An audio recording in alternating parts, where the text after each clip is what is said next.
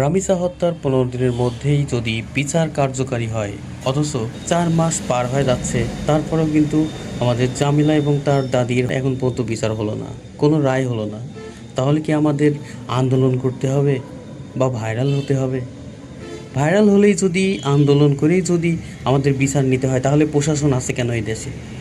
আমি জবাব চাই তাদের কাছ থেকে। এই ঘটনাটি ঘটেছে পাবনা জেলার ঈশ্বরদী উপজেলার দাসুরিয়া ইউনিয়নের ভবানীপুর গ্রামে। আসলে এর জন্য আমরা খুবই শোকাহত এবং আমরা অতি দ্রুত বিচার চাই। আসামি কিভাবে ১১৯ দিন আজকে তার কোনো বিচার প্রক্রিয়া শুরু হয় না, তার বিচার প্রক্রিয়া শুরু করতে হবে ১৯ দিনে, কেন অগ্রগতি হবে না? এইটা আমরা প্রশাসনের কাছে জানতে চাই। কেন প্রশাসন এত বিলম্ব করতেছে?